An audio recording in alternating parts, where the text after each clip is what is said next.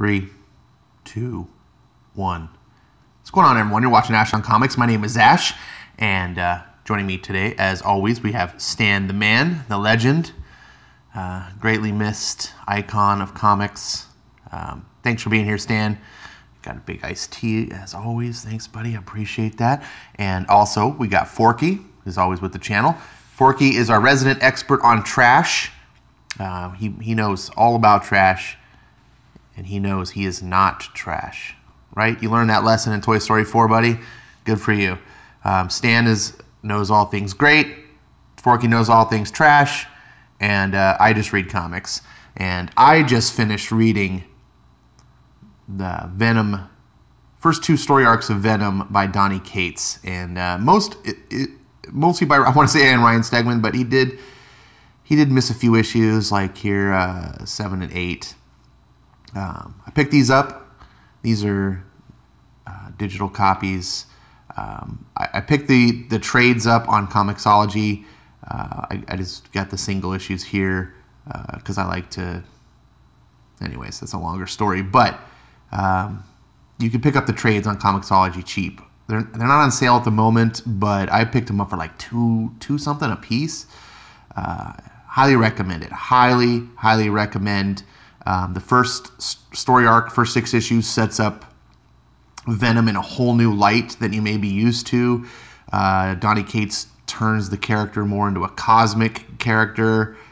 Really starts building on the character of Eddie Brock, but not so much until we start the second story arc, where the first 2 stories without Ryan Stegman were okay, but then when he comes back in issue 9, I think it is, holy ballsack, that was a rough, meaningful story that just put a lump in my throat, and had a big subjective reaction. And then the storyline continues all the way through issue 12, and it is a very personal story, very character-driven, really strong drama that I don't expect to come from comic books, much less a anti-hero comic like Venom. And Donny Cates is doing something really special here. I come to the ballpark late, unfortunately, so I'm now playing catch-up. Some of you may already know. I'm also reading Marvel's. This is just my Marvel books. This is the series that got me back to reading some Marvel. Spider-Man Life Story. Check it out. Absolutely worth it. What got me reading continuity Marvel and not just miniseries. Silver Surfer Black, Donny Cates. I love how Donny ties everything he writes, whatever it's Venom, Silver Surfer, Infinity Gauntlet. Sorry, not Infinity Gauntlet, but the Thanos wins. He's also doing Guardians of the Galaxy. It's all tied together in some fashion. It's fantastic. It's the way comics used to be and the way comics should be, where things matter. And wow. Marvel's is one of the all-time great miniseries. The reason why this is here is because this epilogue book just came out recently. So I'm going to read that eventually. Daredevil, Sergeant Bats got me into Daredevil. So I'm going to catch up on those. And here's the main event. This is why we're here today. Absolute Carnage #1. I'm about to read this book. I didn't want to read it until I caught up with Venom, which I just did. And now I'm set. A lot of people are excited about this. A lot of people have been saying, oh, have you read Absolute Carnage yet? And I didn't want to get this book, man. It was $7.99. I was just like, screw you, Marvel. And I got in my little stubborn state where I was like, $8 for a comic book is a ripoff. And then I hear people argue, oh, Ash, but it's like 60 pages. And okay, wrong. This is wrong think. Okay, sorry. But I disagree. I disagree with that line of thinking, and here's why. #1, Last Night on Earth is just as thick as far as number of pages. It's not staple bound with cheap materials. It uses premium quality materials. It's got a prestige binding, and it's $5.99. It's a full $2 cheaper than this. This is a cheaper production for a lot more money. Number two, some people say, well, you're getting like 2 or 3 comics worth of material in here, so, you know, $3.99 times 3 would be, yes, I get that. But here's the thing. What if comics were 150 pages and they cost $19.99 like trade paperback and they came out every month? Would you want that? Would you want to buy like 20 trade paperbacks a month? I mean, some people maybe you do, but I understand the overall, the value. It's the Costco mentality. But do you buy everything at Costco? Do you buy everything in bulk? No, most people don't. You buy smaller quantities that you can consume. You pay more in the long run, but it's more affordable in the short term. I like to be able to go to the comic store and come home with several comics that are $3.99. It may only be a shorter story. I may not get the full length, but I don't want to go to the comic store every week and buy 5 trade paperbacks. Well, but you know, they'd be worth the money. You know, it'd be cheaper by the page, but I don't want to do that. I like having a diverse amount of comic books. I don't want to have to go and just pick one trade paperback. By comic books being cheaper and affordable and smaller and digestible allows us to experience a lot more. That's the whole thing. It's not about the overall value, right? I don't always want to buy soda by the frickin' pallet. Sometimes I just want a 6-pack. And I don't even know if they sell 6-packs anymore, but you know what I'm saying. So that's the argument towards Absolute Carnage. I'm going to be bringing this up again. I'm going to sit down and I'm going to read this book. Unfortunately, I don't have any gummies. Thankfully, I'm not having to eat Milky Ways while I read this. But I'll come back and then we'll talk about it. See you in a sec. And we are back. Whew, this cover is so wicked. I could just stare at it for days. And of course, right on cue, dogs want to be in spotlight. I just finished this book and whoo boy, this was an adventure ride. It is fantastic. Starts off chapter 1, The Bleeding King. The Bleeding King kind of reminds me of what Snyder was doing with Last Night on Earth, what Hickman's doing. Well, not so much Hickman, but this whole divided up into chapters and things like that gives it a, I don't know, more of a book approach. This is going to have some spoilers, but not much. I urge you to read the first 12 issues of Venom, if you can, before you read this. You don't necessarily have to, but Venom is a main character of this book, and specifically the Venom that we've gotten to know under Donny Cates. This little blurb here basically spoils what has gone on in the story of Venom up until this point. And it opens up with Venom saying, okay, look, or Eddie Brock, I should say, okay, look, I'm not going to sugarcoat this for you. Things are about to get really fucking bad. If you want to survive this, I need you to pay attention to every word I'm about to tell you. A long time ago, there was a god named Null. He was here before everything else. He ruled over the endless nothing that was the pre-creation, the abyss. He was the one who created the symbiotes. He's their god. Or he was, I guess. See, Null waged war across the cosmos, killing everything living and bright, everything that threatened his infinite black kingdom. The symbiotes rose up against him, and now he's caged inside what we used to think was the planet of the symbiotes. Turns out it's not a planet at all. Just billions of his own creations forming a cage around him, holding him down. He's there right now, sleeping, imprisoned, in the void. For now. Anyway, flash forward to a couple billion years, and you got me. I bonded with one of Null's creations, and then it's Venom telling the story. And then he's with Dylan. Who's Dylan? read the Venom story, 1 through 12. And then we all die. Any questions? So Donny handles this right. This book is metal. And that's what I think Venom should be, in my opinion. He's turned this character into a cosmic character, but he's still kind of a monster. He's still kind of this thing of nightmares, and he's still very metal.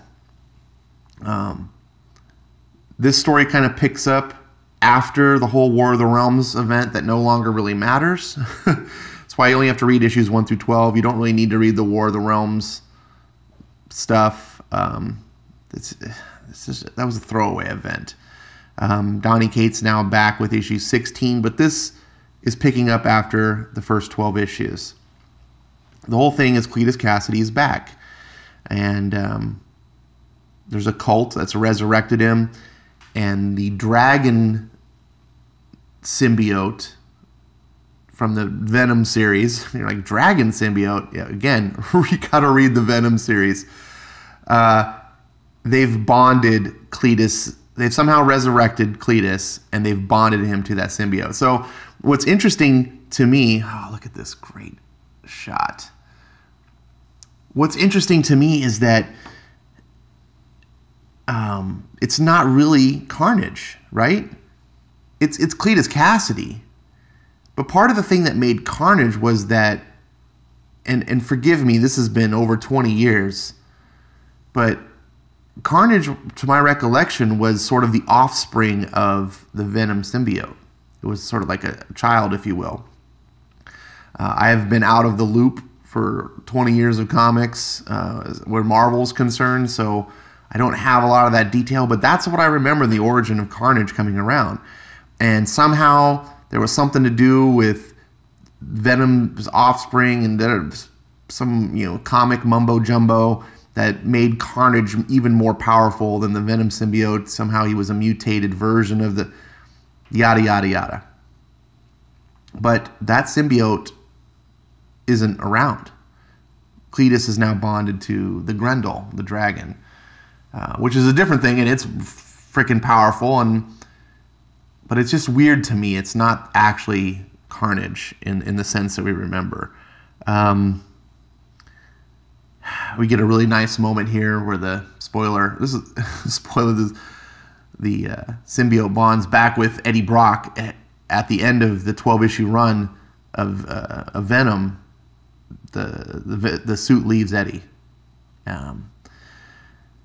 One thing I gotta just hand Donny Cates, he is building on the mythos of Venom in such an interesting way, making me care about a character I'd never really cared about. I always thought Venom was a great Spider-Man villain, and on that aspect he worked really well. But then when they tried to turn him into an ongoing character and give him his own book, I just thought it was really, really watered down. Because number one, I don't like villains having their own books. I don't think it works. I don't think you can tell stories of bad guys, right? Just naturally, we're accustomed to reading stories of heroes, or at least good guys, in this conflict of doing the right thing or something. We're not used to having stories where the the conflict of the story is the bad guy achieving his nefarious goals, right? Because that's how stories work, right? You get the beginning, the middle, the end, the 3-act structure, and it's all about the conflict. The plot is about conflict and then conflict resolution. Well, bad guys, their conflict is basically overcoming good. It's like, why do people want to read this stuff? I don't know.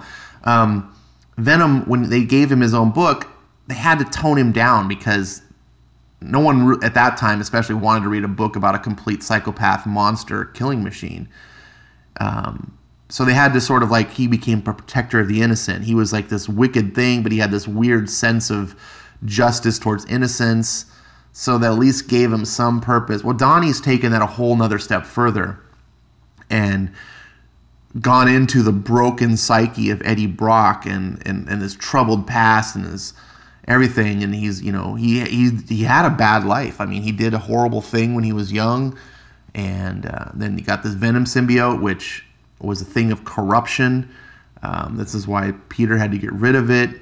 It's this dark thing. And together, their relationship together, it's a dysfunctional one, but it's also kind of like a love story in a way. And it's two characters trying to be more than they are and trying to redeem themselves. And the last issue of the Venom run, spoiler alert, but the symbiote leaves Eddie. It was very meaningful because the symbiote has never, to my knowledge, never left anyone. I mean, Parker had to forcibly get rid of the symbiote, and the symbiote had bonded to him, and that's what formed Venom and this hate for Spider-Man and everything, because of like this jealous ex-girlfriend type storyline, which made for a great villain, but it also portrayed Venom as this needy, or the symbiote as this needy, sycophant type, this leech. And it was like a parasite, but Donny's explored and gone more into that. And when the symbiote leaves Eddie Brock, it shows a huge step forward in the development of the symbiote as a character. I mean, we get the story where it tells in the beginning of the year there's billions of these things. So for story purposes, what makes this symbiote special out of the billions that are in the Marvel Universe? Well, here's the story. Donny's injected real character drama and development, not just in Eddie, but in the symbiote too. And Eddie's working from his broken past, and he's feeling that the symbiote's just bad for him, and actually they both need each other. They've both helped each other be better. And they're not perfect, they don't have the moral high ground of like Peter Parker and everything. They still have a darker sense of justice, but they're working towards being better and overcoming their past. I've been floated on this page forever. This is a really long book, so I don't want to just go through it like I normally do and talk about all the things that happened. I just want to let you see, it's a really straightforward story in many senses. Carnage is back. He's been raised from the dead. You saw this being led up to in the Venom 1 through 12. Well, mostly actually 7 through 12. Oh, no, 1 through 12, because it had Nolan. Okay, so 1 through 12, you get this whole prelude of this all coming to a head, and now we're here. And Cassidy's been resurrected. He's got the Grendel symbiote, and the suit has come back to save Eddie. At a moment where we go back, we see Cletus. They're on the run, and Cletus is like, haha, behind paper, and he pushes him into the coming subway. And this is Eddie Brock with Dylan, and they're helpless. They don't have the symbiote anymore, but the symbiote is there, and it comes running, and that's who they were running from the whole time. And it grabs and saves, and that's where you get this cool scene. And you can see there's Eddie and Dylan, and there's a symbiote, and it's a really cool moment of friendship and loyalty. It's a sad story of loneliness and two people. There's so much depth in what's going on here. Meanwhile, the Carnage story is also just a horrific story of this monster going around trying to kill people. I love the self-sacrifice that Eddie makes. At one point, he's like, we can't fight it. And the symbiote's like, we gotta run. But Brock is a stubborn son of a bitch. And he's just like, you're not gonna take me. He grabs Carnage by the jaw and then grabs the third rail and electrocutes them both. And that's the act of, self-sacrifice, Brock's a messed up individual. He's done some bad things, but here's a person who's doing a heroic action. And he's left to die, but then the symbiote. And I love Ryan Stegman. Look at Ryan Stegman's art. The character he gives the symbiote. So I'm going to blow this up. The expressions on its face. He humanizes it. To add sympathy. It's not just the big, monster face.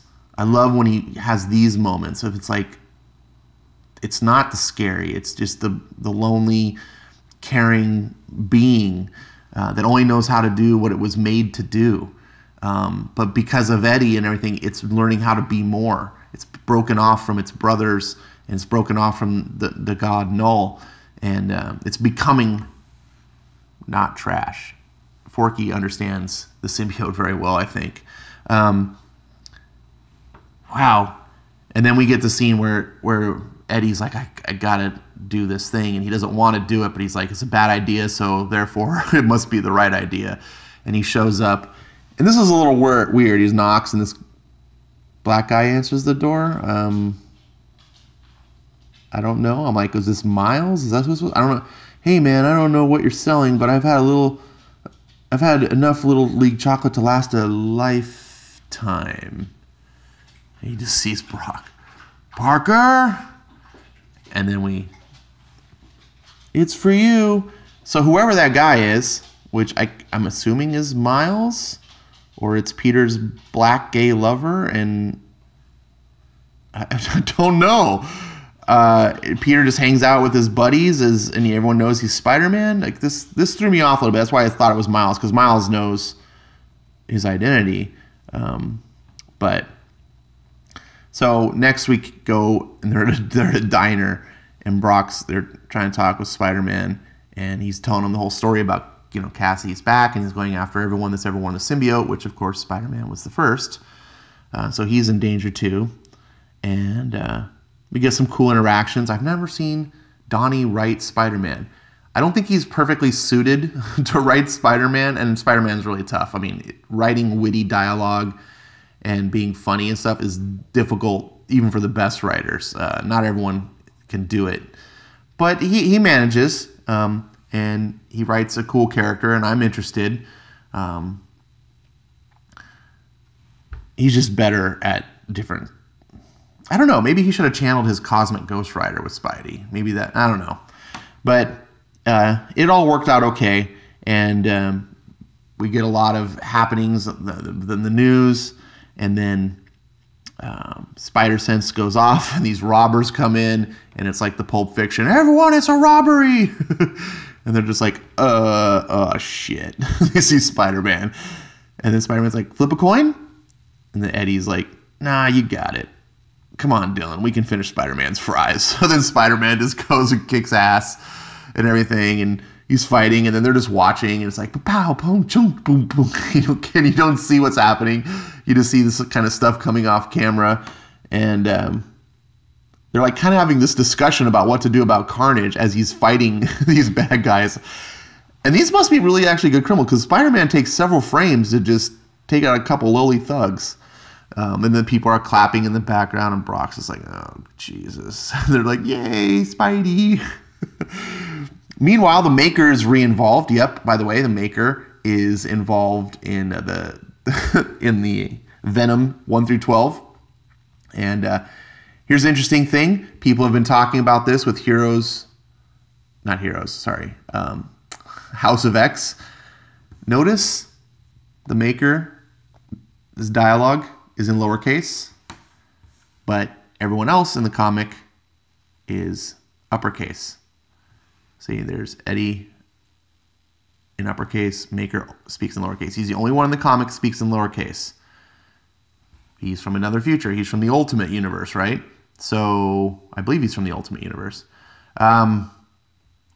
People have been speculating this about Professor X and about the whole thing we're seeing in Hickman's run. Everyone's speaking in lowercase, and how Hickman's attention for detail, yada, yada, yada. Donny obviously wrote, and he did this in the Venom lines too. He always speaks in the lowercase. This has got to be for a reason. And why does Professor X look like the Maker? This is all connected. Anyways, I'm not here to talk about House of X, but if you are reading that, I think that's an important clue. So he has to turn to the Maker. There's a point in the book where they're like, wow, we need Reed Richards' help, but it would take him all this time to get up to speed. And Eddie's like, I know a guy. It's like, so he goes and finds the Maker, who is evil Reed Richards, and he's got his own plans. But he won't say what they are. He wants to get a hold of the suits for his own nefarious purposes, and they show up with this kid Normie, who's part of the Red Goblin storyline, which I didn't read. But the story fills you in well enough, and they realize they were going to test the machine, and Peter's like, no, you aren't going to test this machine on some kid. Like, I'm sorry. And then the maker's like, all right, well, go find someone who is problem maker, and we can test them, and your little moral high ground won't be offended. And so they're just like, who do we know is like that? Oh, I know. And they go to Ravenloft, which is Marvel's Arkham Asylum, like on the nose. Come on. Ravencroft, not Ravenloft. That's D&D. Ravenloft, D&D. Ravencroft is something made by D&D fans at Marvel. So they're going, and I like how they bring back Jonah Jameson's son. One of my earliest comic recollections. Actually, I would say like my first comic book was X-Men. It's not entirely true. My first comic book was actually way back when I was very little. I had this like portable record player that like was like a little suitcase, and you could like open it up and it had a record player, and one of the records I had was this like read along thing. It was like you put the record on and it came with this oversized comic book, and it was like Spider-Man and the Werewolf or something like that. And it was the whole story of John Jameson and him going to space, and he comes back with the moon rock, and it corrupted him, turned him into a werewolf.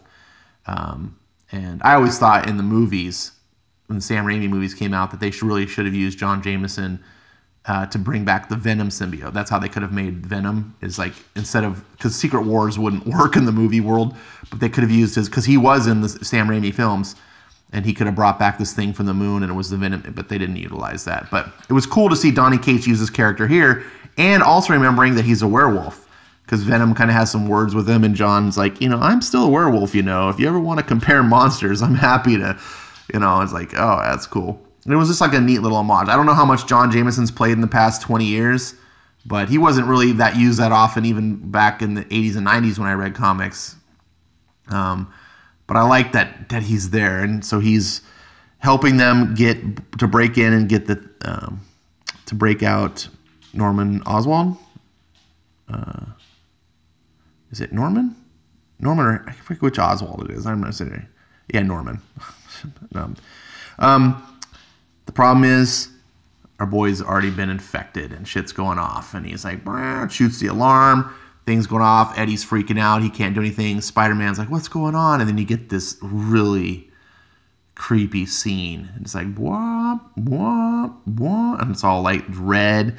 And you can see coming closer, it's Cletus Cassidy. And it's just like, no, I don't see Marvel go this weird, dark, gothic, horror style route. This is like right out of a Batman book of like Joker and sadistic, like this.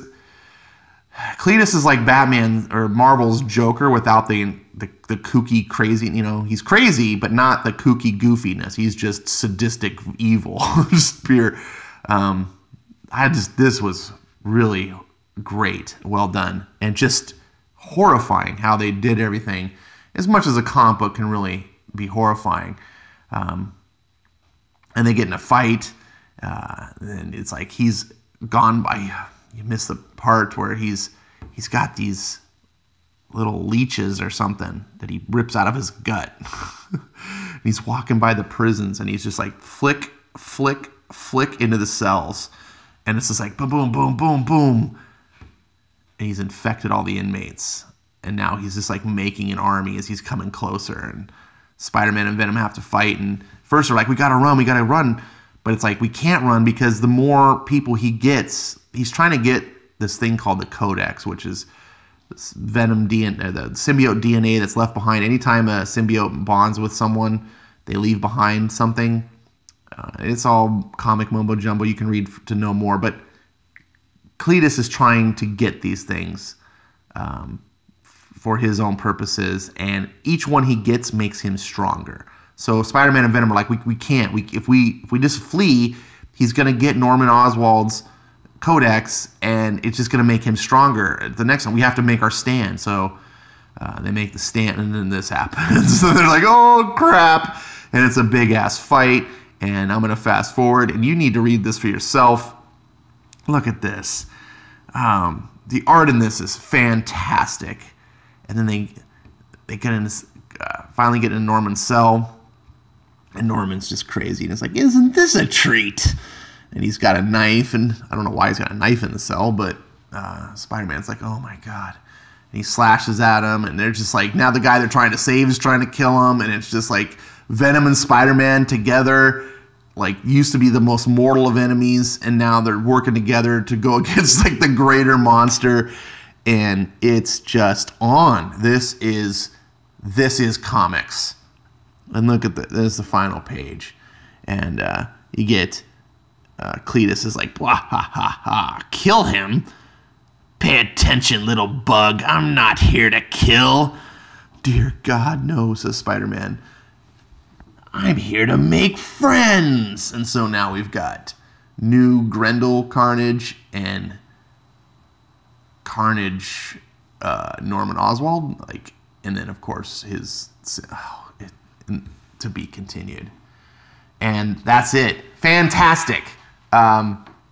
Fantastic, and it's in a different way than some of these other books I've been saying lately, like Last Night on Earth and Curse of the White Knight. Those are fantastic books. Those are like groundbreaking, just 5-star, deep books. I'm going to give this 5 stars too, but on a different... This is just fun comics. This is like the old Marvel way comics. You know, it's not trying to be the next Watchmen or anything like that. It's just trying to be like, let's go balls to the wall, crazy. You know, we're doing comics. We don't have to worry about a film budget. We can do anything we want, and we're gonna blow you away with great art, great writing. This is top notch. I urge you. I gotta pull back a little bit. It is $7.99. It's $7.99. I get that. I paid less than $7.99, and I got the first 2 trades of Venom for close to half that cost. It's like, this shouldn't be. So I have a hard time. It's a 5-star book in quality, but I gotta knock it on the recommend because it shouldn't be. It shouldn't have been. $3.99 per month. Stretch it over a longer period of time. Like I talked about in the beginning, it's more digestible.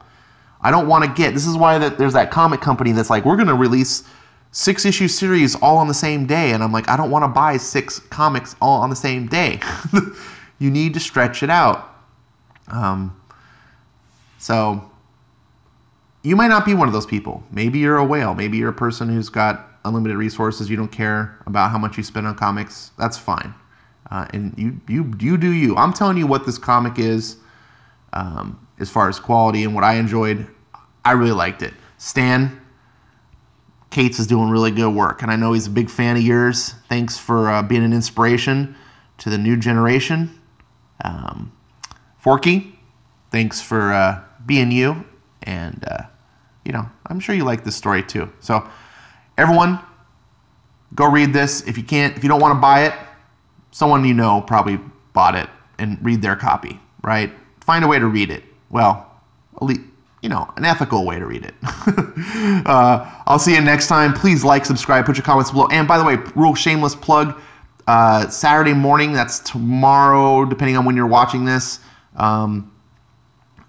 will be the Comics Aficionados over on Thinking Critical's channel. And it's 7 a.m. Pacific. You can do the time zone shifts for wherever you are. We do a live stream. We're covering both this book and we're talking Hickman's House of X. It's going to be a jam-packed, probably a really interesting show, I think. If you're into comics, if you're into Marvel Comics at all, the 2 most exciting things that are probably going on over there at this moment. Lots of stuff to talk about. Check out that show. Even if you can't see it live, you can always watch it as a replay. And I'm going to be a guest on it. I'm really looking forward to it. And I'll see you there.